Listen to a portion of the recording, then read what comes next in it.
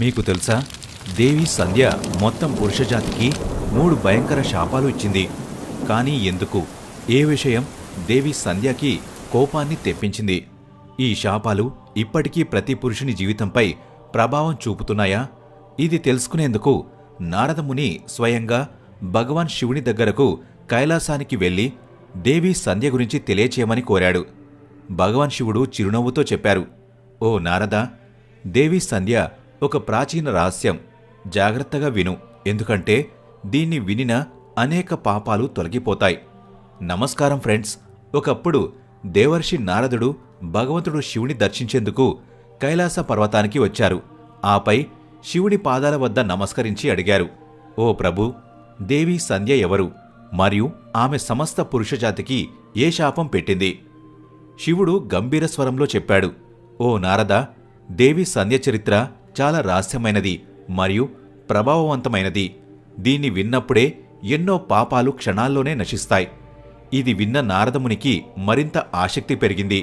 ఆయన వినమ్రంగా చెప్పారు, ఓ ప్రభు, నేను ఈ కథను పూర్తి భక్తితో వినాలని అనుకుంటున్నాను. దయచేసి ఈ రహస్యం గురించి నాకు వివరించండి. అప్పుడే భగవాన్ శివుడు, ఓ నారద, సృష్టి ప్రారంభమవుతుండగా బ్రహ్మదేవుడు కమలం మీద కూర్చుని గాఢమైన ధ్యానంలో లీనమయ్యారు. ఆ సమయంలో వారి మనసులో సృష్టి గురించి రచనలు చేయాలనే కోరిక పుట్టింది. ఆ కోరిక బయటపడగానే వారి మనసులో ఒక అద్భుతమైన త్రిభువన సుందరి కన్య ప్రకటితమైంది. ఆమె అందం అసాధారణమైంది. ఆమె మోహక రూపం చూసి మొత్తం బ్రహ్మాండం మంత్రముగ్ధమైపోయింది. ఎందుకంటే ఆమె బ్రహ్మగారి మనసులో నుండి ఉత్పన్నమైంది. కాబట్టి ఆమెను వారు మానస కన్య అని పిలిచారు. బ్రహ్మదేవుడు ధ్యానస్థితిలో ఉన్నప్పుడు ఆ కన్య ప్రత్యక్షమైంది కనుక ఆమె పేరు సంధ్య అని పెట్టారు. బ్రహ్మదేవుడు ధ్యానముద్ర నుంచి కనులు తెరిచినప్పుడు ఆ అపూర్వ సుందరి కన్యను చూసి కొంత సమయం కోసం వారి మనసు విచలితమైంది.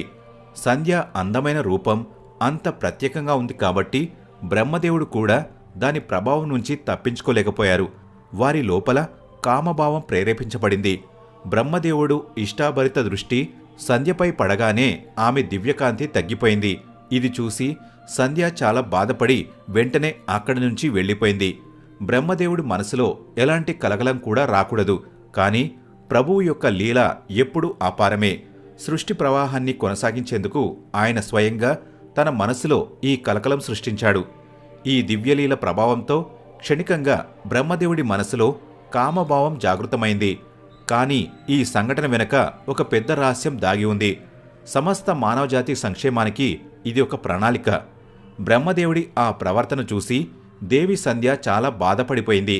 ఆమె మనసులో అపారమైన బాధ కలిగింది. ఈ బాధ నుంచి విముక్తి పొందడానికి ఆమె చంద్రభాగ పర్వతం మీద తపస్సు చేయడానికి వెళ్ళింది. అక్కడ చేరిన తర్వాత ఆమె మనసులో మరో కొత్త ఆందోళన మొదలైంది. చివరికి ఏ దేవుడి ఆరాధన చెయ్యాలి, ఎవరి తపస్సుతో తనకు శాంతి లభించును అనే ఆలోచనలో మునిగిన సంధ్య భూమిపై తిరుగుతూ బృహలోహిత్ అనే సరస్సు దగ్గర చేరి అక్కడే నిలబడింది. అప్పుడే అనుకోకుండా మహర్షి వశిష్ఠుడు ఆ మార్గం నుంచి వెళ్తుండగా సరస్సు వద్ద నిలబడ్డ ఒక ఆమెను చూశాడు మరియు ఆశ్చర్యపోయాడు.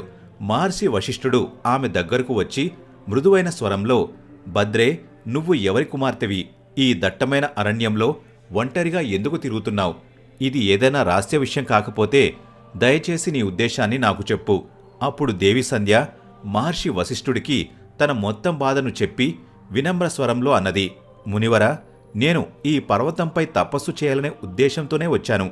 దయచేసి నాకు చెప్పండి, నేను ఏ దేవుణ్ణి ఆరాధించాలి? ఎవరు నన్ను ఈ దోషం నుంచి విముక్తి చేయగలరు? తపస్సు చేయడానికి సరైన విధానమేంటి? దేవి సంధ్య యొక్క వినమ్రత మరియు బాధను విన్న మహర్షి వశిష్ఠుడికి ఆమెపై దయ కలిగింది. ఆయన అన్నారు, ఓ దేవి, నీవు భగవాన్ నారాయణుడిని ఆరాధించాలి. నమో నారాయణాయ నమః అనే మహామంత్రాన్ని భక్తి మరియు విశ్వాసంతో భగవంతుని దర్శనం కలిగే వరకు ఈ మంత్రాన్ని జపించాలి. కానీ గుర్తుంచుకో, శుభ్రమైన దుస్తులు వేసుకుని పూర్తి నియమాలతో సహనంతో మౌనంగా ఉండి ఈ తపస్సు చేయాలి. నీ భక్తికి సంతోషించి దేవుడు నారాయణుడు ప్రత్యక్షమైతే ఆయన నిన్ను తప్పులేని మనిషిగా మార్చి తీరుతారు. అలా ఉపదేశించి మహర్షి వశిష్ఠులు దేవి సంధ్యని ఆశీర్వదించి అక్కడి నుండి వెళ్ళిపోయారు. ఇప్పుడు దేవి సంధ్యకు తపస్సు చేయడానికి సరైన మార్గం దొరికింది. ఆమె ఉత్సాహంతో ఆనందంగా శ్రీహరి పూజలో మునిగిపోయింది. ఆమె మహర్షి వశిష్ఠులు చెప్పిన దాన్ని పాటించసాగింది. అన్ని నియమాలను పూర్తి భక్తి మరియు జాగ్రత్తగా పాటించడం మొదలుపెట్టింది. కాలం గడిచిపోయింది. దేవి తన కఠినమైన తపస్సులో మునిగిపోయింది. ఆమె భక్తి అంతగా లోతైనది. ఆమె 4 యుగాల వరకు నిరంతరాయంగా తపస్సు చేసింది. ఆమె తపస్సు, ఉపవాసం మరియు భగవంతుని పట్ల అపారమైన సమర్పణను చూసి సమస్త దేవతలు ఆశ్చర్యపోయారు. మొత్తం బ్రహ్మాండంలో ఆమె తపస్సు ప్రతిధ్వనులు వినిపించాయి. చివరికి ఆమె అపారమైన భక్తితో సంతోషించి భగవాన్ విష్ణువు స్వయంగా చతుర్భుజ రూపంలో ప్రత్యక్షమైనారు. భగవాన్ విష్ణువు నవ్వుతూ చెప్పారు, ఓ దేవి లేచిరా. నాకు నీ కఠినమైన తపస్సు మరియు అపారమైన భక్తిని చూసి చాలా సంతోషంగా ఉన్నది. ఆమె వెంటనే లేచి సూర్యుడిలాగే ప్రకాశించే భగవంతుడు విష్ణువు యొక్క కాంతిమయ రూపాన్ని చూసింది. ఆ రూపం అంత అద్భుతంగా ఆకర్షణీయంగా ఉంది. కాని ఆ ప్రకాశవంతమైన రూపం చూసి మాటలు రాలేదు. భగవంతుడు విష్ణువు ఆమె మనస్తత్వాన్ని బాగా అర్థం చేసుకున్నారు. ఆయన సంధ్యకు దివ్యజ్ఞాన దర్శనమిచ్చి అలాగే ఆమెకు వాణి యొక్క ఆశీర్వాదం కూడా అందించారు. ఈ దివ్యకృప పొందగానే దేవి సంధ్య హృదయంలో భక్తి తరంగం ఊపందుకుంది. ఆమె అపార ఉత్సాహంతో, గౌరవంతో భగవాన్ విష్ణువును స్తుతించడం మొదలుపెట్టింది. ఆమె ప్రతి మాటలో భక్తిలోతు, సమర్పణ స్పష్టంగా కనిపించేది. తపస్సు కారణంగా దేవి సంధ్య శరీరం చాలా బలహీనమై దుర్బలమైంది. భగవాన్ విష్ణువు ఆమె దశను చూసి తన అమృతమైన దృష్టితో ఆమె శరీరాన్ని మళ్లీ అందంగా మార్చారు. ఆ తర్వాత భగవాన్ విష్ణు మధురమైన స్వరంలో చెప్పారు, భద్రే, నువ్వు ఏదైనా కోరిక కలిగి ఉంటే నిస్సంకోచంగా వరదానం కోరుకో. ఇది విని దేవి సంధ్య భావోద్వేగంతో వినమ్ర స్వరంలో పలికింది, ఓ ప్రభు, మీరు ఇవ్వాలనుకుంటే దయచేసి నాకు ఈ 3 వరదానాలు ఇవ్వండి. మొదటి వరదానం, ఈ ప్రపంచంలోని అన్ని ప్రాణుల మనసులో పుట్టిన వెంటనే కామం అనే వ్యాధి కలగకూడదు. రెండవ వరదానం, నా పతిభక్తి ఎల్లప్పుడూ దృఢంగా ఉండాలి, ఎప్పుడూ భంగం కాకూడదు. మూడవ వరదానం, నా మనసులో నా భర్త తప్ప మరొక పురుషుడి కోసం ఎలాంటి భావన కూడా ఉండకూడదు అని దేవి సంధ్య, ప్రభు, నాకు మరో వరం కావాలి. ఎవరు నా వైపు కామంతో చూస్తే వారు వెంటనే నపుంసకులు అయిపోవాలి.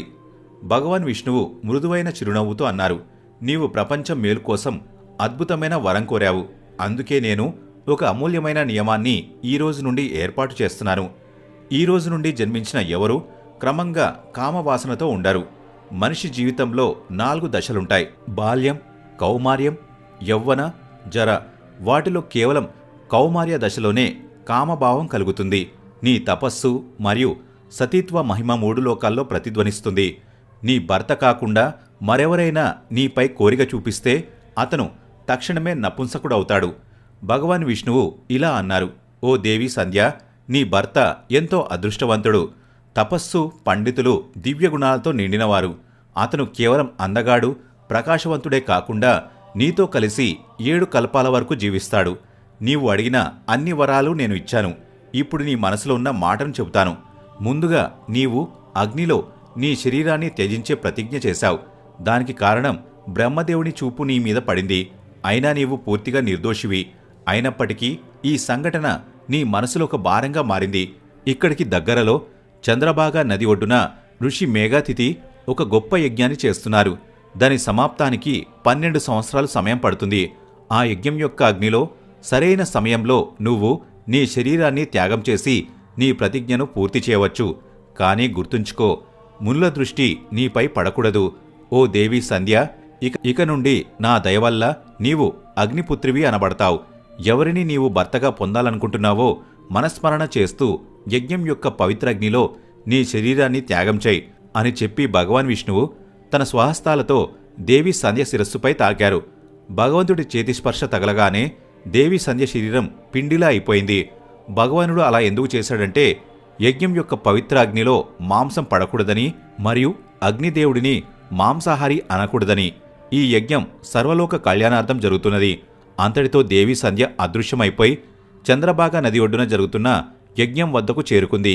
దేవి సంధ్య తన మనసులో ఒకే ఆలోచనను కలిగి ఉంది. చివరిగా ఆమె మనసులో మహర్షి వశిష్ఠుడిని స్మరిస్తూ తన శరీరాన్ని ఆ యజ్ఞంలో సమర్పించింది. భగవానుడు ఆజ్ఞానుసారం సూర్యదేవుడు దేవి సంధ్య యొక్క శరీరాన్ని సూర్యమండలంపై తీసుకువెళ్లారు. ఆమె శరీరాన్ని 2 భాగాలుగా విభజించి తన రథం మీద ఇరుపక్కల స్థాపించారు. దేవతలను పితృదేవతలను ప్రసన్నం చేసుకోవడం కోసం సంధ్య యొక్క ఒక భాగాన్ని ఉదయించే సమయంగానూ మరో భాగాన్ని అస్తమించే సమయంగానూ చేశాడు. అందువల్లే సూర్యోదయాన్ని సంధ్యావందనం మరియు సూర్యాస్తమయాన్ని సాయంత్ర సంధ్యాకాలం అంటారు. తర్వాత జన్మలో దేవీ సంధ్య అరుంధతి రూపంలో బ్రహ్మర్షి వశిష్ఠుని భార్యగా పునర్జన్మించింది. శివుడు చిరునవ్వుతో నారదమునికి దేవీ సంధ్య జీవిత వృత్తాంతాన్ని తెలియజేసి సృష్టిలో ప్రతి మనిషికి పుట్టుకలో కామం నుండి ముక్తిని కలిగించారు. మనుషులు ఈ స్థితికి దేవీ సంధ్యయే ముఖ్య కారణం. అది విన్న నారదుడు శివభగవానునికి నమస్కరించి తన జీవితం ధన్యమైందని సెలవు తీసుకున్నారు.